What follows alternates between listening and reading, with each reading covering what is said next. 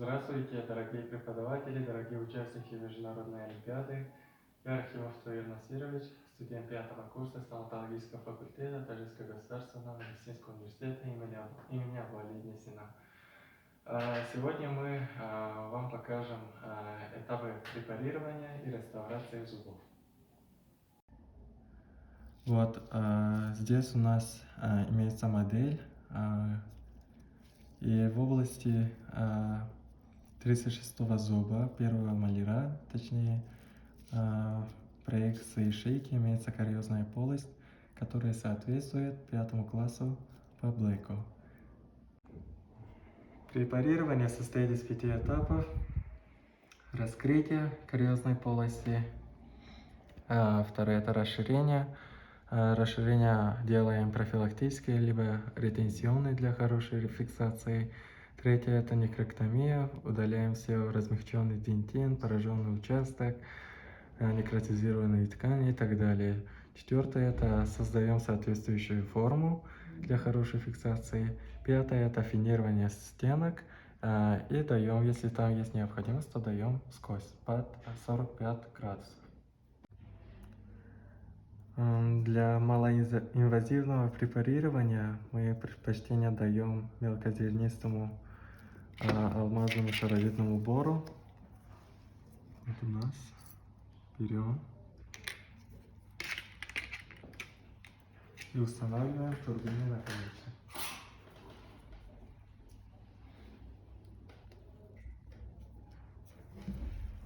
И уберем. Все, у нас работает. Устанавливаем точки опоры и начинаем препарирование.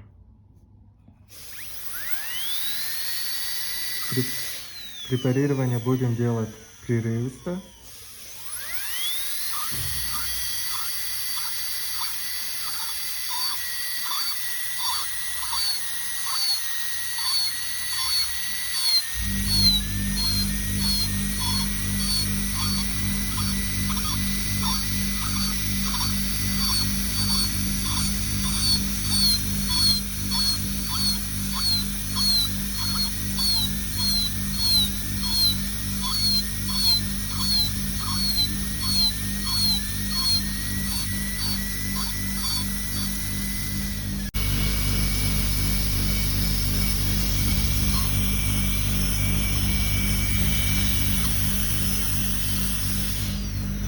Как вы уже здесь увидите, в области десны ранее мы установили ретракционную нить, чтобы не травмировать десну.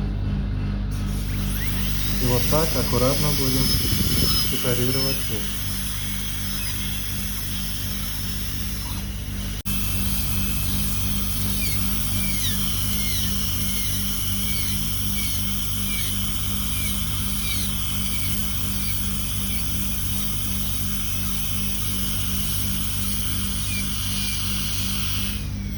Вот уже мы провели раскрытие полости, теперь расширяем.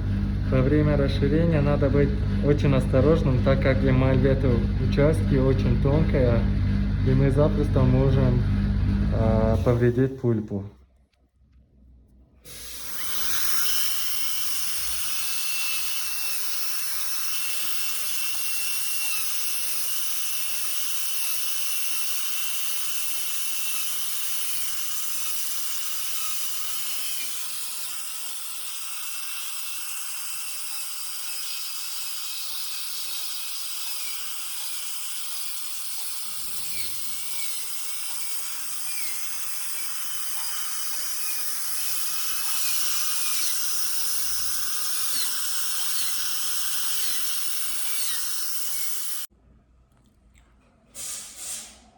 После, как вы видите, уже мы провели расширение. Теперь постараемся создавать соответствующую форму. Будем создавать ретензионный участок, чтобы наша пломба в дальнейшем хорошо прилипала.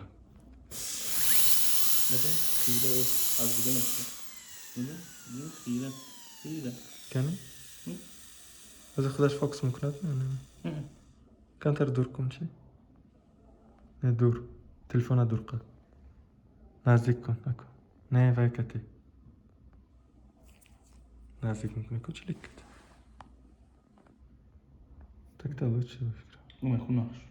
Nazik karanlar kovdası. Слишком nazik намарда. Близорук кудас. Да, назову.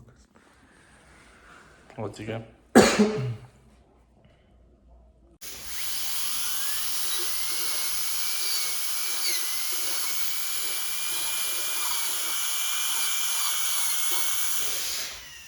Ну, как вы же видите, уже провели расширение.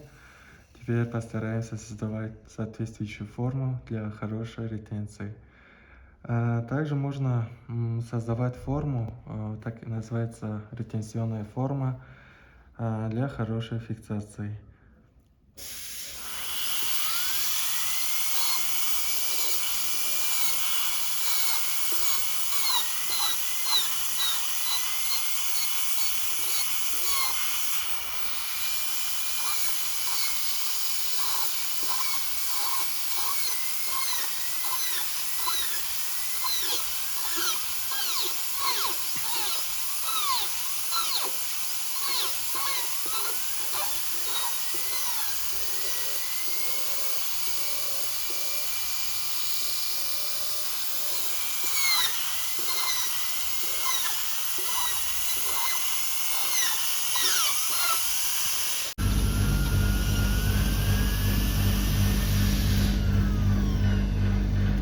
Вот мы уже провели расширение, создали ретенционный участок.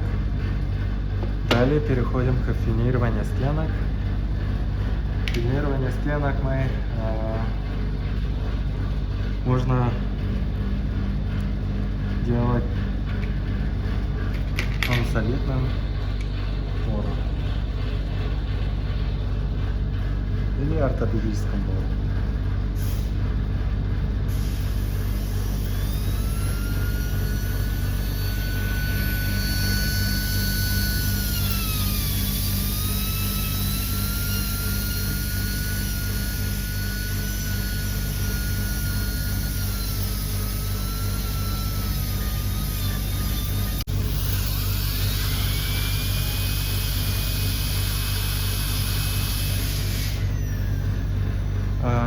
На этом мы закончили этап расширения полости, создали ретенционную форму.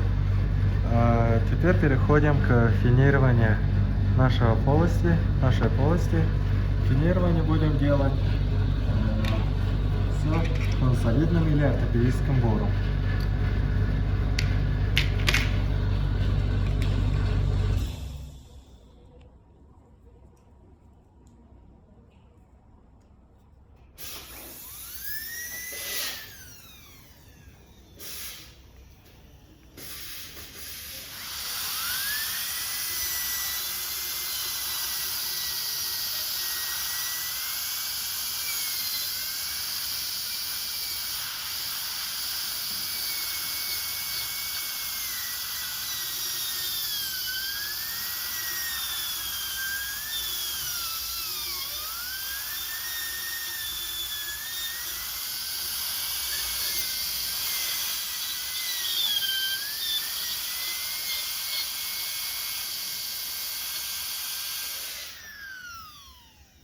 Вот и мы закончили финирование. Теперь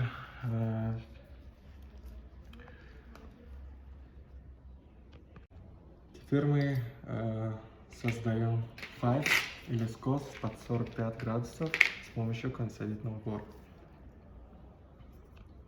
для хорошего краевого прилегания нашей пломбы.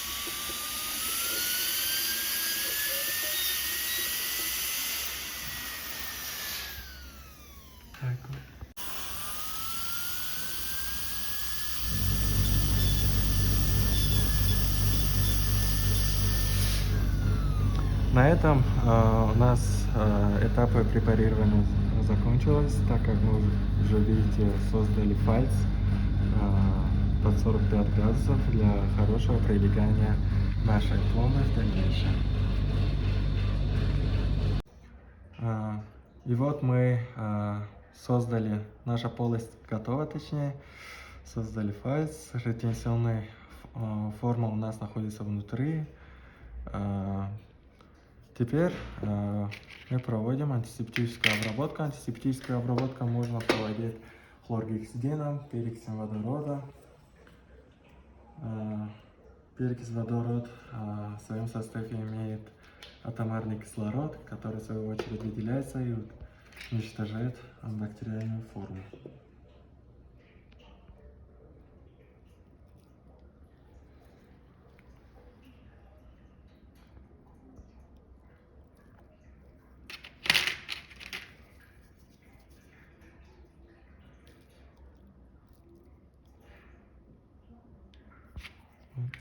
Провели антисептическую обработку. Вот у нас уже полость готова. Провели медикаментозную обработку с перекисью водорода. Теперь приступаем к следующему этапу. После того, как мы уже сушили этот участок, теперь нанесем изолирующую прокладку на основе стекляномерного цемента. Вот у нас имеется тонким слоем. Стекляномерный цемент мы даем предпочтение, потому что оно, во-первых, очень удобно для использования, имеет температуру расширения близка к дентину эмали зуба, твердым тканям зуба. Также имеет одну особенность, что выделяет избыточный фтор. Поэтому мы даем предпочтение к стекляномерному цементу.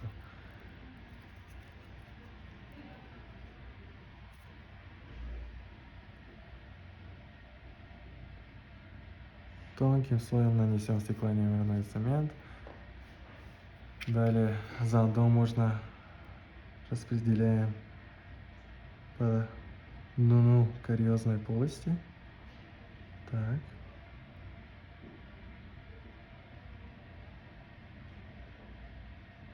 Также стекляномерный цемент, она влагоустойчивая. Если мы не можем достигать изоляцию стены, то это нам на руку. И полимеризационной лампой в течение 15-20 секунд проведем и проводим полимеризацию.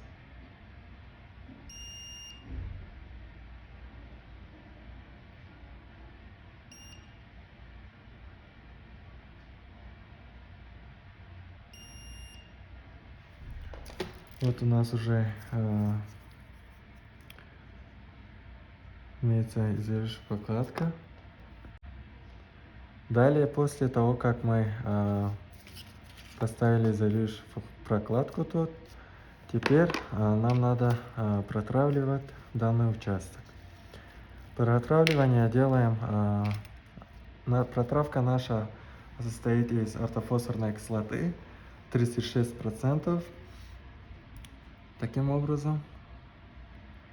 Ну, раньше были специальные протравки для дентина и для эмалевого слоя, но данные современные протравливающие препараты, они предназначены и для дентина, и для эмали. Ортофосфорная кислота в основном растворяет инорганическую часть дентина внутри дентинных канальцев. Тем самым появляются микропоры, микротрещины, что мы в дальнейшем заполним все это участок, все эти отверстия с бондинговым или адгезивной системой. Здесь мы уже промыли ортофосфорную кислоту, которая должна стоять в течение 15 секунд. И дальше переходим к... Дальше наносим адгезив в этот участок. Тем самым у нас образуется микротрещины. Вот берем брашер, у нас специальный есть. И вот тут у нас Бондинговая система 4-го поколения. Здесь и адгезив, и праймер находятся в одном флаконе. И медленно, аккуратно наносим адгезив в этот участок.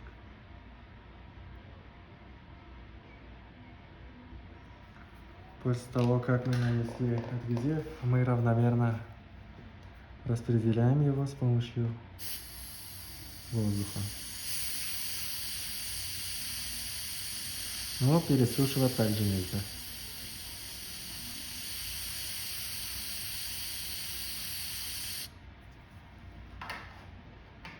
Затем обязательно надо полимеризовать этот участок.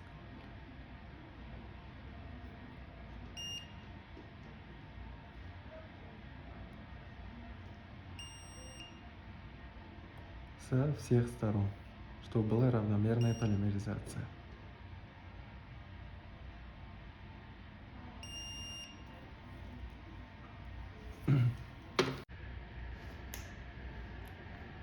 Мы уже провели бондинг. Теперь с помощью шкалы Вита определяем расцветку зуба для дальнейшего пломбирования. Тут у нас, как вы видите, уже больше здесь подходит расцветка B3, так как мы выбираем B3, она чуточку потемнее, потому что в области шейки зубов шейка более темнее расцветки. Так как там эмаль очень тонкая, тем самым дентин просвечивается. Здесь мы предпочтение даем пломбировочным материалам фирмы Ivoclar Tetric N-Serum. И аккуратно с помощью гладилки берем пломбировочный материал и наносим полностью. Tetric N-Serum, она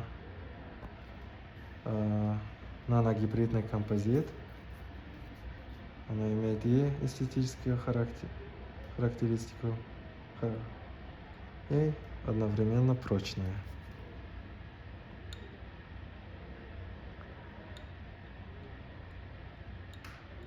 Пломбирование будем делать по технике послойной реставрации.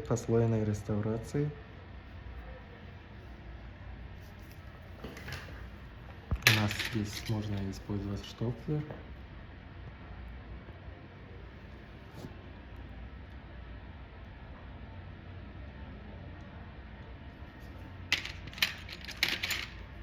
И это гладилку можно использовать.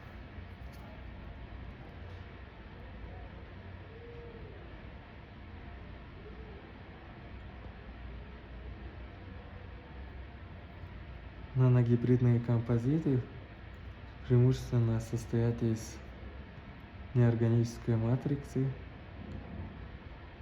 органической матрицы и неорганического наполнителя. Чем меньше частицы, тем эстетичнее, чем больше, тем прочнее. До сих пор идеального пломбировочного материала еще не разработали.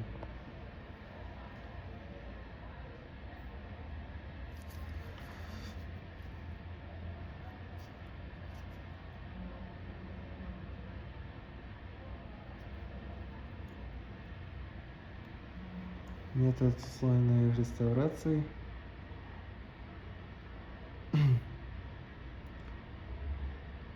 заключается в том, что мы понемножку на 2 мм, толщиной 2 мм берем пломбировочный материал и наносим на определенный участок.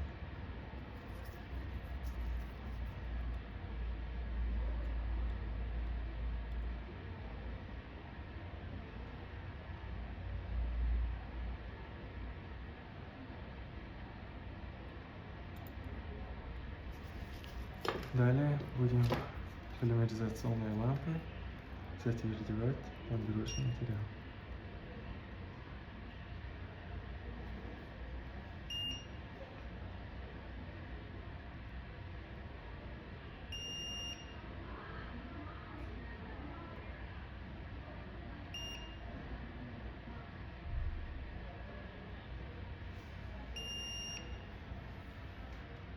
Еще наносим еще один слой пломбировочного материала.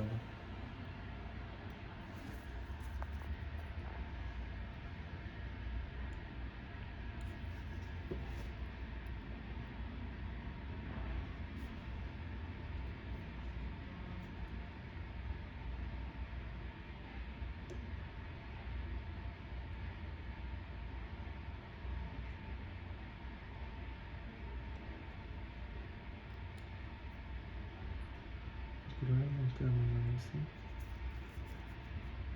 Убираем избыточные пломбировочные материалы.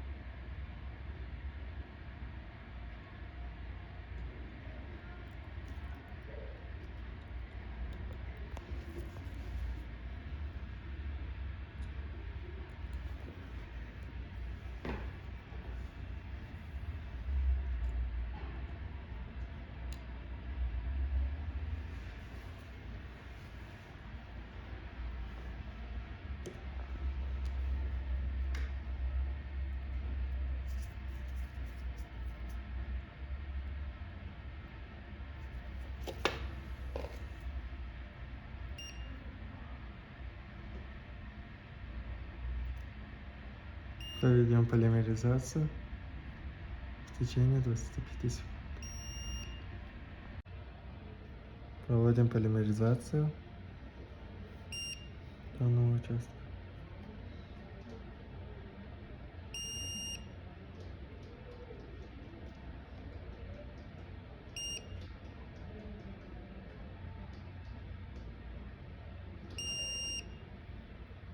И вот, у нас уже зуб готов, но осталось у нас еще шлифовка и полировка данного участка. Придаем естественный блеск. И вот с помощью полировочного диска мы отполируем этот участок.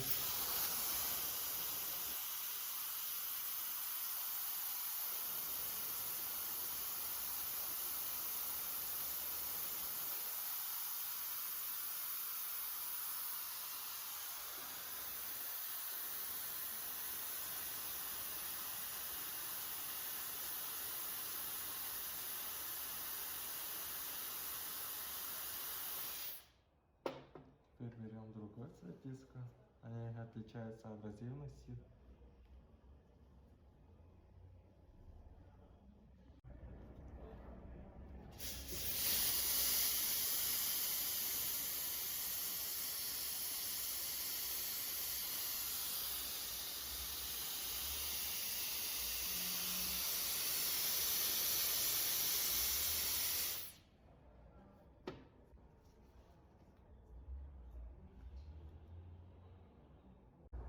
И вот резиновой щеточкой также полируем.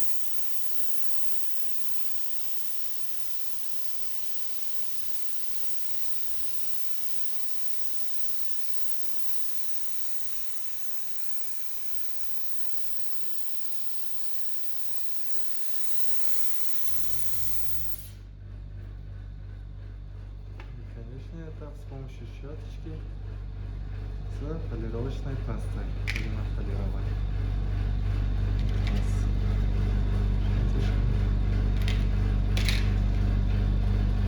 Берем немножко полировочной пасты и с помощью щеточки отполируем нашу пломбу, нашу реставрацию.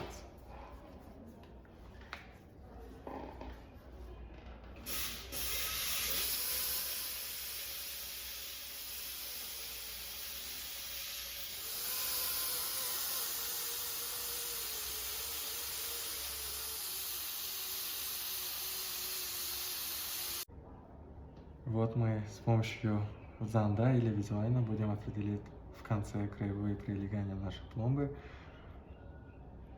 чтобы если зонд где-то застревает, то надо его поменять пломбу. Это для того, чтобы в дальнейшем не образовалась рецидив или вторичный кариес. На этом у нас все. Желаю вам удачи. Спасибо за внимание.